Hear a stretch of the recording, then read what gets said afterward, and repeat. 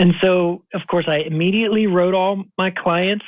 I'm increasing another $10 an hour. And with my letter, I basically wrote the letter and said, sign here if you do not want the increase. And this is also you acknowledging that the agreement is going to be terminated within 30 days of the day that you return this document signed.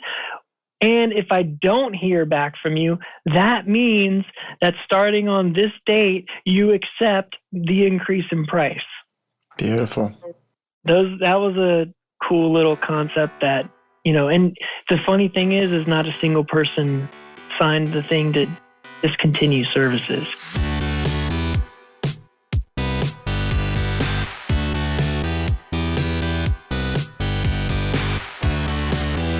You're listening to The Successful Bookkeeper with your host, Michael Palmer. Listen each week as inspiring guests share their secrets of success to help you increase your confidence, work smarter, and build a business you love. This episode of The Successful Bookkeeper is brought to you by PureBookkeeping.com, the proven system to grow your bookkeeping business.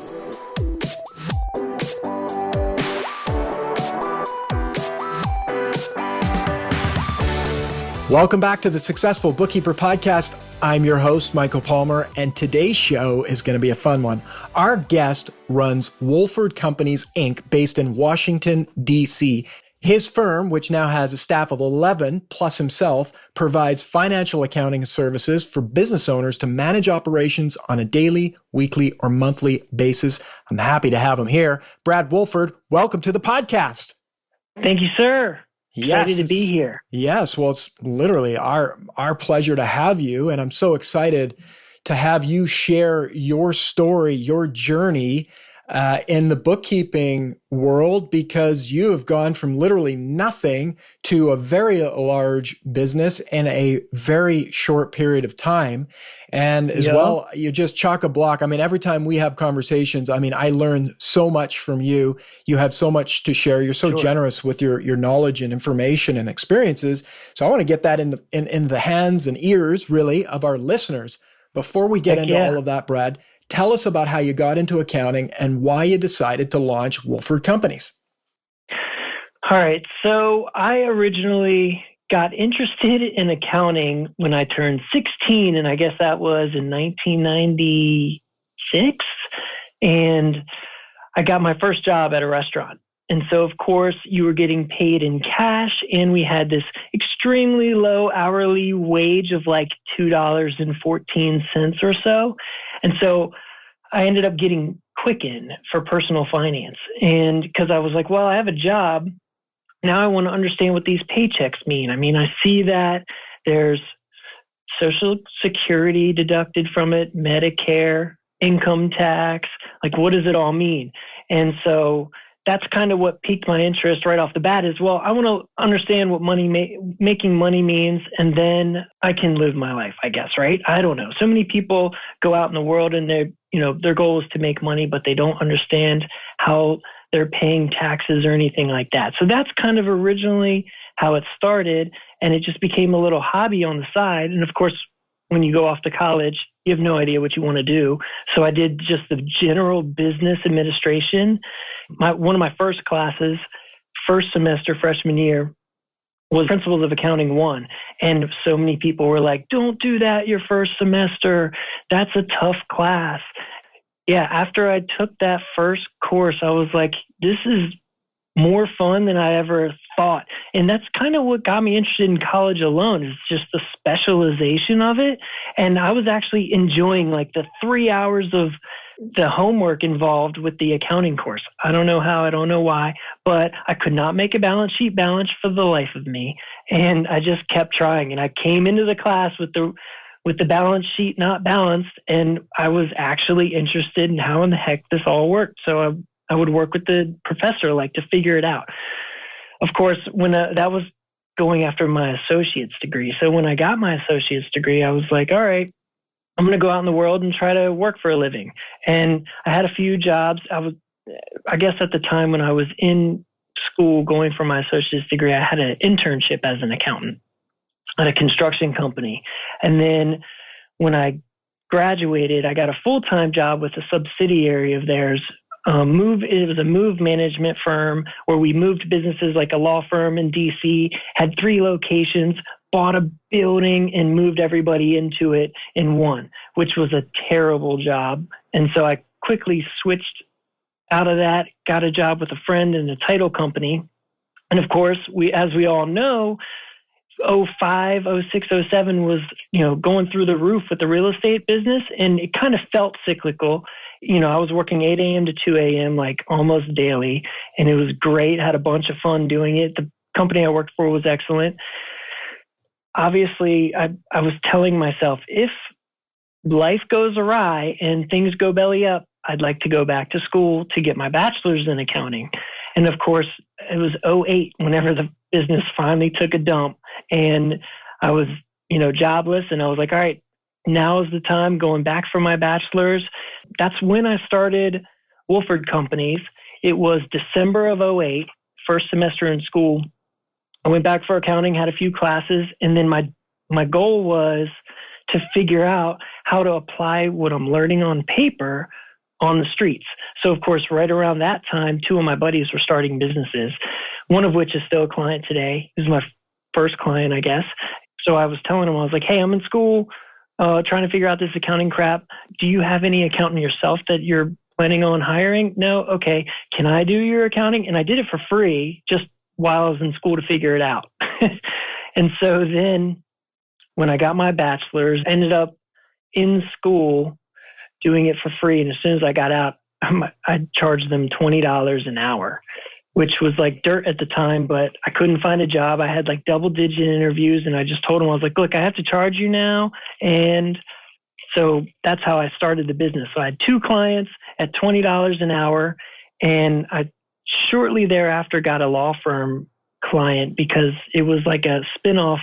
I was doing some title work for them on the side, and of course they needed an accountant. So they were like, hey, you're in school for accounting, you do accounting. And so that's essentially how I started out. So it was literally from nothing, like you said, to what we have today, which is 11 employees. And we're going to be hitting the moon soon. But there's one thing I did want to say, just so everybody knows how much of a struggle it really is to start a business. The first year with those 3 clients, when I actually graduated, and while I was trying to interview for jobs that I thought because you're all confident in college and you're like, all right, I'm going to go out and I'm going to nail it. Like, this world is mine. I'm going to take it on. I'm smart. I graduated. I'm a badass. And then you go out and you just get your confidence shoved on the ground and kicked on. And you attempt to take the CPA exam, and that just shows you how much you didn't learn in school and what you need to know. So meanwhile, my confidence is shattered. I have double-digit interviews. My head's way bigger than what it should have been. They'd ask questions like, I'd go for a staff accounting position. They were like, hey, where do you want to be in 5 years? Like the standard questions. My responses were, say, well, I want to go to law school. I want to get my CPA, and then I want to pass the bar and be a tax attorney. And I want to go into big corporations, and I want to save them millions of dollars and make millions of dollars in return. And so the interviewers were like, all right, this is a staff accountant position. So in 5 years, what you're telling me is I'm going to be asking and interviewing somebody just like you all over again. So if you think about it from their perspective, I obviously said all the wrong things, because they want to hire somebody once, shove them in like the, process wheel, and hope that it just works for the next 20 years and they don't have to hire somebody again. Yeah. So that's generally how it works. Absolutely. Yeah. And needless to say, that first year I made $14,000. Ba-boom. Ba-boom. Ba-boom. Making money. Ba-boom. But it kept doubling from there. So year 1, $14,000. Year 2, and that's what I'm saying. Then year 2, and this is gross revenue, by the way. So maybe 7 when it was all said and done. So it was a struggle. And then year 2, I did 30 in revenue, 50,000, then 100,000. And that's when I hired my first employee. It was like 2012. It was right when I got the first client that I actually changed my pricing with, because at the time I was making $20 or charging $20 an hour. And I went through some terrible clients along the way. I was in this marketing network group where everyone wanted to barter for services. Like, I'll give you a watch if you do my accounting. And I'm like, sorry, my mortgage company doesn't take fish. Like, I have to exchange services in cash. Like, if I want to buy a watch from you, sure. But yeah, mortgage company doesn't take watches. So I need cash, brother. Needless to say, so that happens a lot. And I remember just coming home one night, and it was after 6 months of like somebody not paying me. And, I'm working for plenty of clients at the time, and I just had $0. I'd open the mail and there was no check. And I would just like slam it on my coffee table, just frustrated. Like I just wanted to kick my furniture, which I probably did. But yeah, it's not an easy deal. And eventually you start to get better clients, and then you start to value yourself, really, because you think, if you're charging $20 an hour, that's kind of where you're putting your self-worth at. And then the moment you bill somebody $1,000 in a month, you're like, oh my God, I can't give them that kind of bill. They're normally used to $500. And I'm sure you've heard in the past people talking about they use their spouse to do their invoicing because they're the ones that live the sacrifice that you make, putting all your time and effort into your business and sacrificing, skipping the dinners that they make for you that you don't show up for, or being there for whatever, family situation or activity you have. It's always a struggle. So people love to say, make your spouse do your invoicing, so that, they get that $1,000 invoice and they're like, hell yeah. I've never heard that before. I love that. That is such an interesting even just to think about it. How would my spouse feel about sending this invoice? I mean, what an interesting perspective. Right. Yeah. Cause you get it from the other side, the people who deal with all the sacrifices you make. So there's value there. And of course, my wife, she's an attorney, so she works till, 8:00 at night sometimes. And it's funny, I just sit there and work until she comes home, and she's like, did you eat? She'll go to like an after work little dinner bar association get together, and I'll just continue to work. She'll come home at like 10:00 sometimes. She's like, did you eat? I'm like, no, I forgot. I just kept working. So hopefully you don't get yourself into that position, but expect it to happen if you want to go off and run your own business.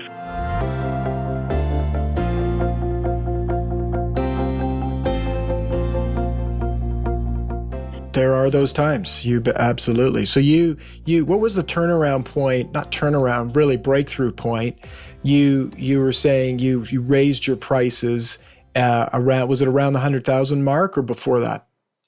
The 100,000 is a result of my first price increase. And it wasn't, I did increase my rate from 20 to 25. Then I did 35, then 45, then 55, then 65, which I can tell you how I got there, but that's probably 2 podcasts long. However, the first year that I earned 50 grand, it really started to get to the point where I was like, man, I kind of need some help. And of course, luckily along the way, because I started taking on so many clients, I started developing my own checklists. And that's a really important task that you want to get yourself involved in, because that's the only thing you can use to pass down to a new employee and communicate with them tasks and duties and expectations. If you have it all in your head, it's damn near impossible to disseminate that information onto someone else, because then they just receive it and go, and they don't write anything down, and it becomes a snowball effect of bad management and terrible books, and it just gets convoluted and technical and disgusting. So checklists are key. And luckily for me, because I was charging dirt to clients, I had to take on and cast a wide net and have a lot of them in order to, make a decent wage. So as a result, I had to create checklists because I was in and out of so many client files throughout the day. I wouldn't remember anything about anything. Like I made an American Express bill payment to that jeweler client. I paid his bills every single month, and he's like, how much was my Amex last month? And I'm like, I don't know. And he's like, you're my accountant, you should know. And I'm like, absolutely not. Like, I've paid a lot of credit card bills here, brother. But that is a result of checklists. Whenever you have these sort of tasks documented and articulated so that you can jump into a client, knock it out, be confident it's completed correctly, and move on, you don't have to remember those sort of nuances about every individual client. And yet you're still doing a good job, and they're going to appreciate you. Beautiful. So that's a critical task.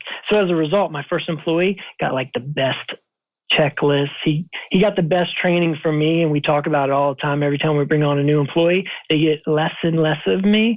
So obviously that's how critically important it is to have these checklists. And mind you, that's one of the things I know you guys talk about the Pure Bookkeeping System a lot on this podcast, which was a huge deal with my business. If you want to scale it, you have to have this sort of information.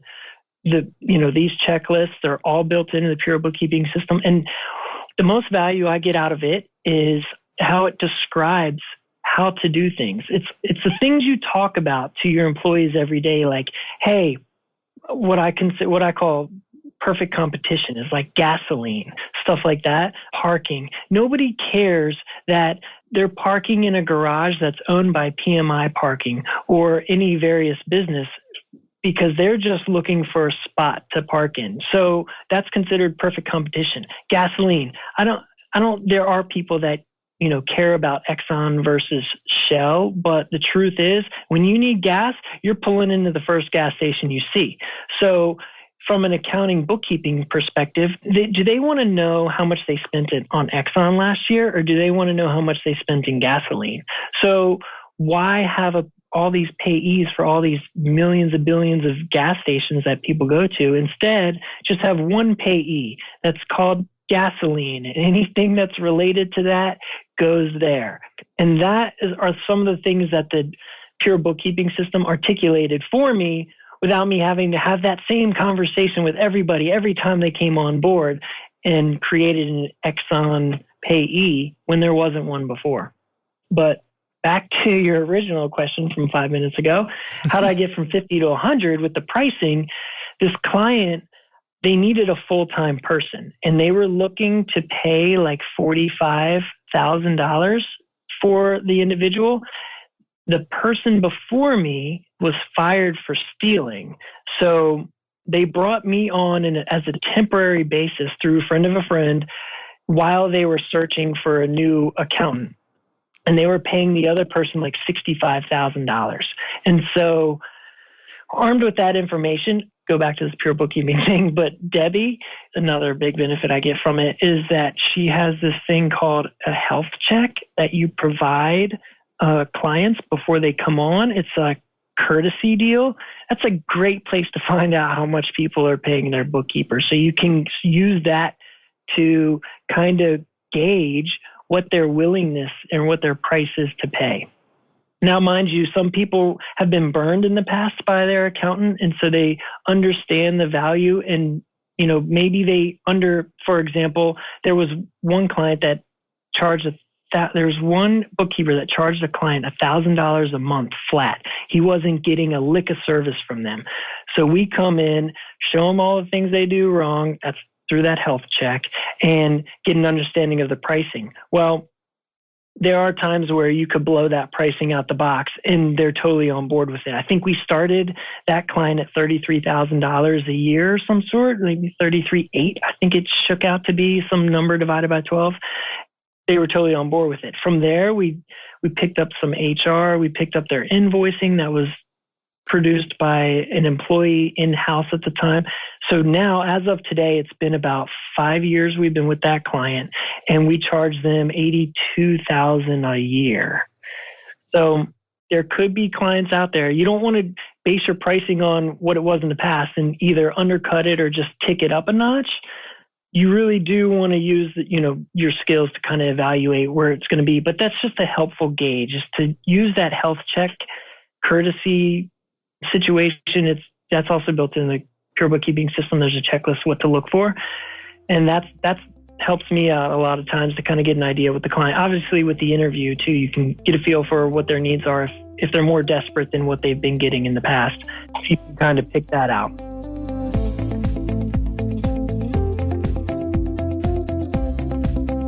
It's such an interesting journey, and yes, lots of experiences. When did you start implementing the pure bookkeeping system into your business? This was about 3 years ago. At the time, now they didn't have a QuickBooks desktop version of the pure bookkeeping system for the US. So it was right after I read the E-Myth Bookkeeper Edition. Did you ever hear? You've heard of that, Michael, right?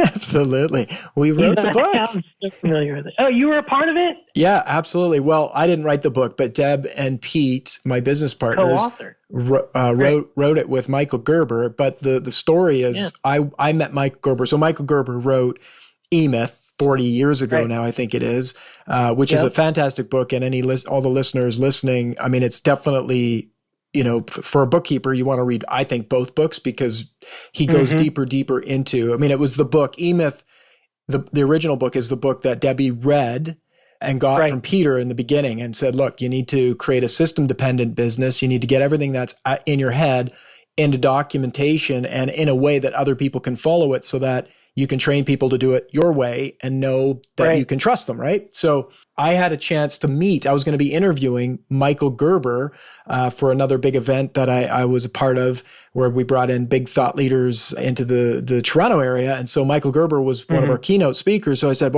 told Pete, and he's like, hey, could you get Deb a signed copy? Because she's just a big fan, right? So I brought in some of the systems and process and manuals and showed Michael, and he just lost his mind. He's like, oh my goodness, I can't believe this. Here's a woman who took my book, created a system-dependent business, grew it to 12 bookkeepers, and then now is helping over 800 bookkeepers around the world use those systems. And so he invited them to write the E-Myth Bookkeeper with him, and that's the book that you read that helped you find us. Yep. Yeah, that is like the quintessential person. I mean, talk about Michael Gerber must have felt like $1 million. Like, hell yeah, this is exactly why I wrote the book. And this is it in flux. That's awesome.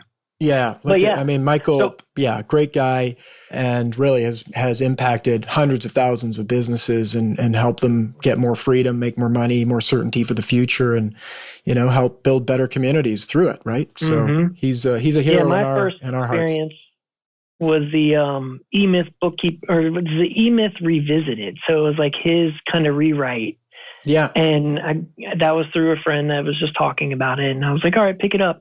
And how I found the Bookkeeper Edition was I was thrilled with the book. And one of my clients, he was a State Farm insurance agent. I was talking to him about it. And it was right as we started our engagement. And I was like, I'm going to buy this guy this book. So as soon as I go back, I send him the engagement with the book. But as I was searching for it, I must have got it on Amazon or something. And I saw that there were these industry-specific editions. And I was like, let me look through these. And of course, it blew my mind to see a bookkeeper. I was like, people even know that bookkeepers exist? This is great. That's how I came across that book. So mind you, at the time I was going to buy him the E-Myth Revisited. I saw that there was an insurance-specific book and a bookkeeper. So I bought that for myself and the insurance one for him. Beautiful. Yep. So do we want to go back to that whole pricing increase thing? Absolutely. Well, you read E-Myth. How did and then how did it impact your business? I mean, you've gone from 100. At 100,000 was your first employee.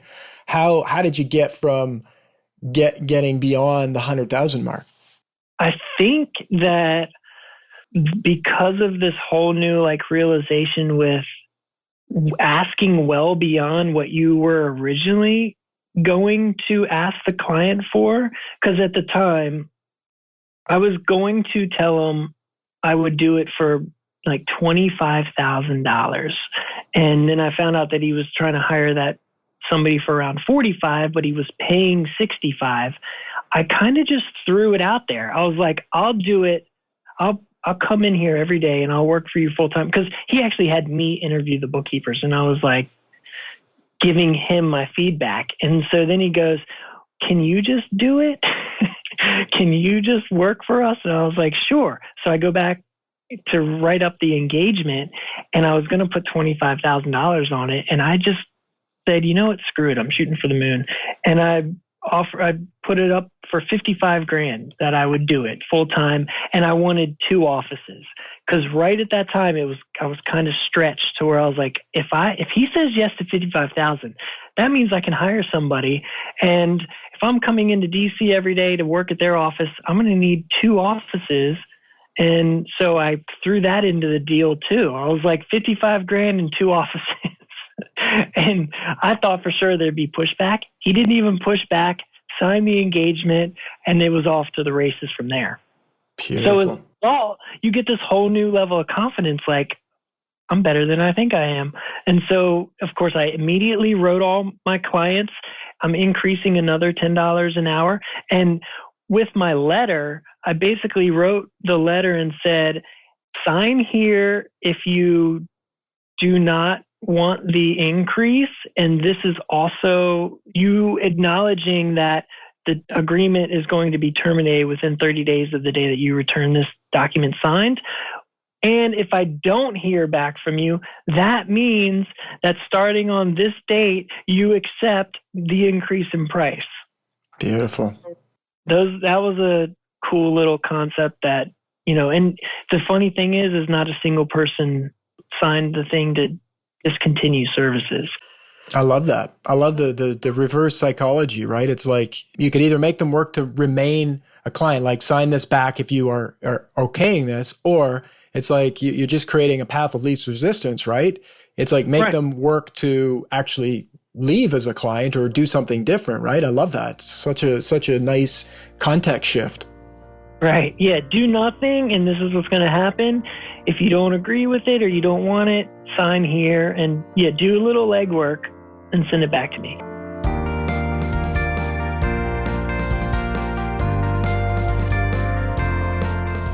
Now, of course, as you get more expensive, you get more complaints. So as a result, and this is a very difficult thing to do, is shift from billing people by the hour to the flat fee. And I'm constantly working on it. We're heading in that direction, but it's still imperfect. And I'm pretty good at getting the pricing right, but it's not perfect yet. And that's a tough concept to understand and price yourself effectively so that it makes sense to both you and the client. Because the truth is I don't want to screw anybody out of money. I don't want to say, hey, I want you to, pay this much a month and we're going to do half the work or something. Ha ha ha, joke's on you. No, I try to get it priced to where there are definitely months where, we're going to get screwed a little bit, and there are months that they're going to get screwed a little bit, so that in the end, it falls right where you expect it to be. Because there's nothing worse than feeling like you're getting one over on somebody. But you also do want to price it so that you can have a little bit of wiggle room, because whenever you have a issue or something that you want to figure out with the client, you don't want to not give it the time of day because you're stretched so thin and you know that it's going to break the budget. So you give your client some haphazard, quick fix for a problem that you could really dive into and provide a good solution for. Like a lot of times there's payroll issues when you're using third-party services, and you want to go down the rabbit hole of, reconciling unemployment insurance over the last 3 years or something if it hadn't been done in the past. So you want to price those into your engagements. Beautiful.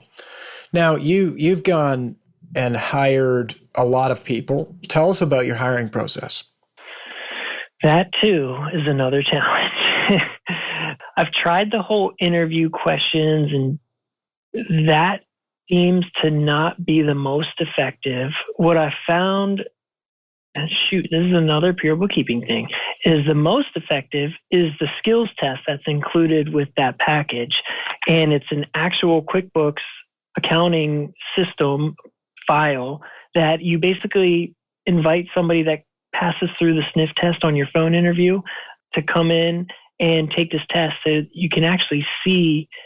It's basically a month's worth of bookkeeping in the test. And so you get to see what the person would do on a monthly basis. And that test is booby-trapped to hell. Not to deceive anybody, but it basically, it's an accrual-based business. So at the end of the month, there's prepaid expensive insurance built into it. There's no instruction on booking the expense, for that monthly period, but it exists. And I just like to use that. And it's actually not graded in the test either, but certain little nuances like that are built throughout the entire program, so you can get an understanding of what someone's strengths and weaknesses are, so that you can make sure when they start with you that you have an idea of the sort of things that they're going to miss if you give them, a certain client that has a certain need. Hey, this client is accrual based. I know that you didn't pick up on the accrual entries at the end of the month, so let's make sure to cover that. And no, you're not going to do something. You don't have to sit with the employee if you know that they have a strength in, entering the tax ID for a law firm, because you know that they have to be 1099 in the U.S. no matter what the entity type is. LLP, corporation, doesn't matter. Lawyers get 1099s. They know that, you know that, so why cover it? Beautiful. It's interesting, and I imagine I'd love to hear your take on this, but when you're using a test like that, you're seeing, it's like the perfect scenario of evaluating somebody, because you're evaluating them when they don't know you're really evaluating them. What have you seen about people's character? Because a big part of having people join your team and hiring people is you're going to spending time with these people. You got to make sure they're a fit culturally. You got to make sure that they're a fit culturally into your culture of your business. And then from a personality perspective, what have you seen using the skills and speed test? What has that enabled you to glean about the people you've hired? All right. So to test, once it was finally completed and we were going to roll out the skills test to all the new recruits, I had everybody in the company take it. And we did like a little competition. Whoever got the best got like, I don't know, $100 bonus or something. And I realized that I have created, if you were to take every single person at Wolford companies and they were one damn good accountant, it was amazing to see how some people pick up. Like one of our employees was really insistent on making the chart of accounts perfect. The other wanted all the vendor details in there and everything looked good. I was like, man, you guys make one great employee. If we were to put everyone's strengths together, it would have been awesome. But so that's one of the things I picked up on, which is what's so critically effective about that skills test, is that you can pick up on the weaknesses. So if you're giving responsibilities and duties to people, you can, understand that it just helps you from throwing people in the fire and then getting mad at them because they didn't know how to do something. Like, whose fault is it really? Is it yours for giving somebody something they weren't skilled at? Or is it theirs for not being skilled at that whenever, you have an expectation? So you set expectations with it. That's what it's really good for.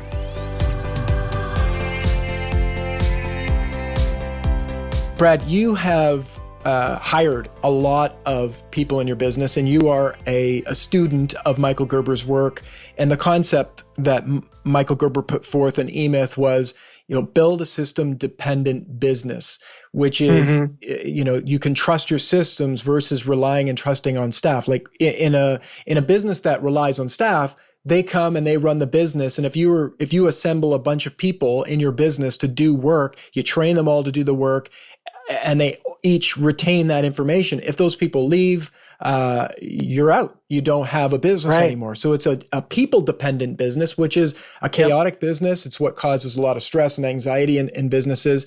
Whereas a system-dependent business is you've documented the processes and procedures of the business. People know exactly what to do. They know exactly how to do it, and they know when they've done a good job of it, which leads to a high retention rate of staff, high customer, but high staff satisfaction, employee satisfaction, if you will. And so you started building this using the help of Pure Bookkeeping, but what has it been like having a system-driven and a system-dependent business? Yeah. What's so good about it is it cuts the fat. It helps you as the educator, I guess you could say, whenever you're giving employees, you're disseminating duties unto them from yourself. It helps with you not being required to talk to them about every nuance of the client. Because as we all know, as accountants, our work is cognitive, which means, well, my definition of that is there's not always a right answer. It's kind of like, civil litigation. It's like 50-50, a little bit, it's tip the scales this way, tip the scales that way. In an audit, would it pass? Well, yes, it would pass if you stand behind it, you have a process written, and you stick to it. So the critical piece of a well-documented system is that it is your industry best practice. It's not, here, Mr. Robot, do this. Don't veer from the path of the system.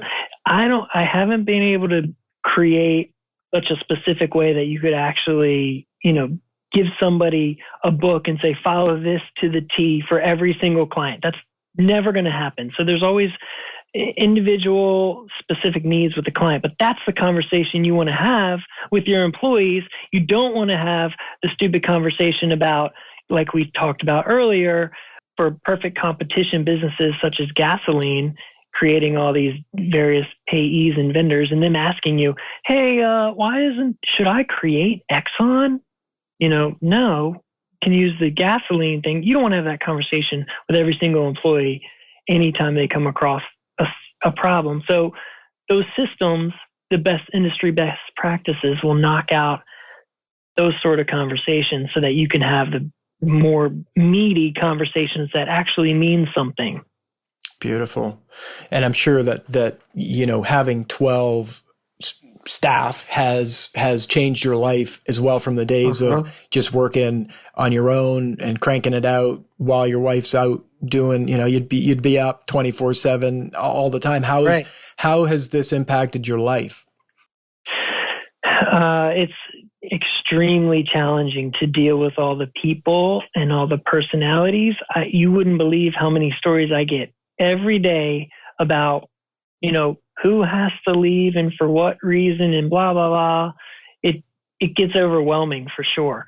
So what we're trying to do now in the business, because right now there's Matt and me, who are essentially the guys that anytime an associate has a question, they go up the chain to us. So it's kind of a flat structure.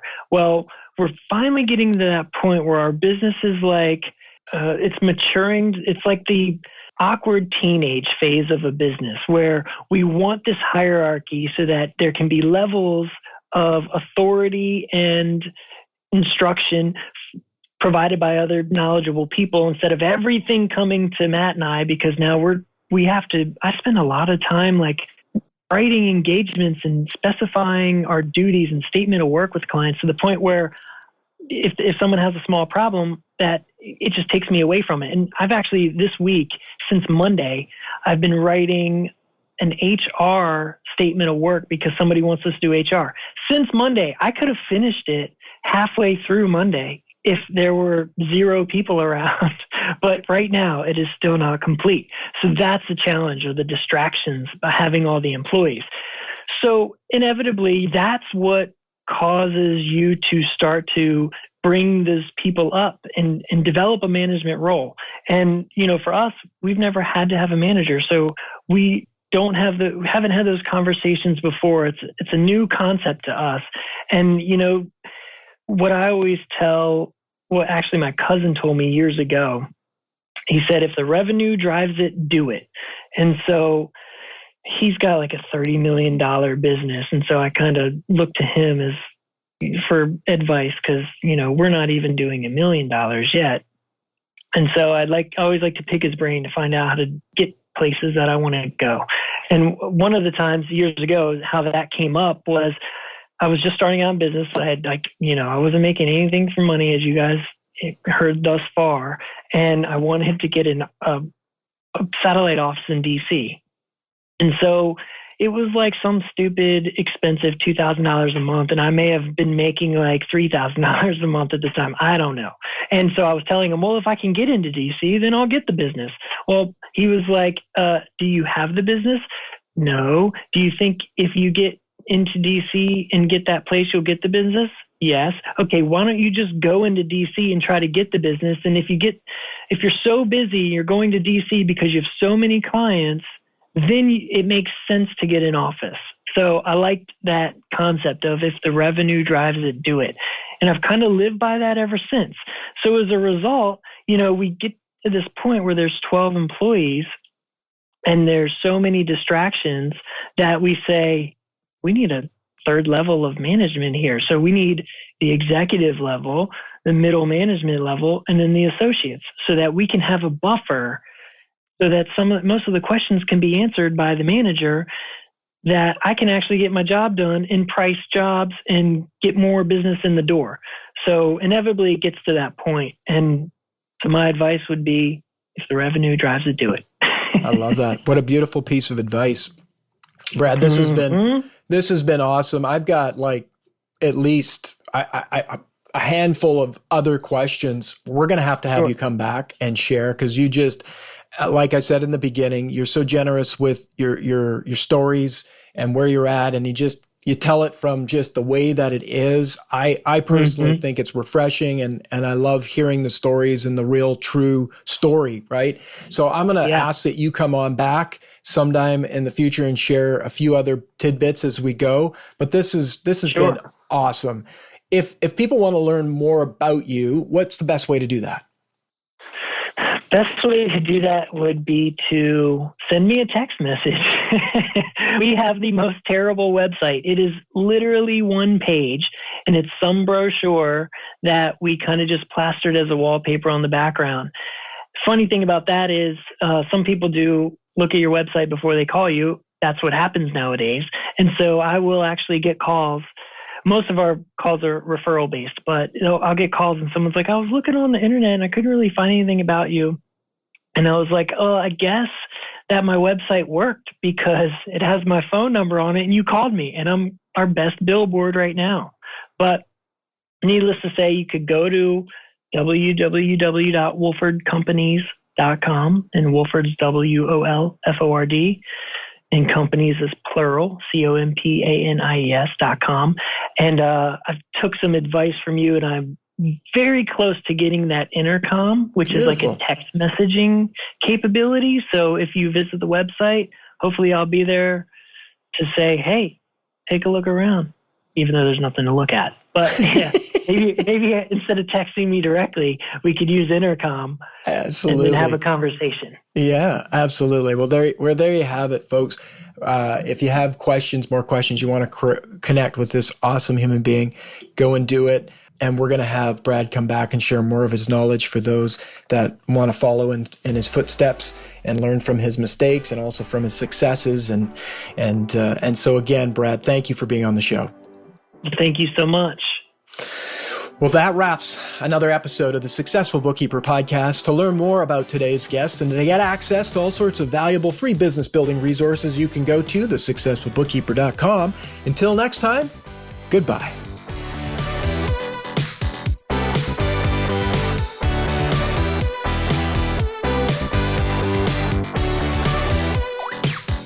You've been listening to The Successful Bookkeeper with Michael Palmer.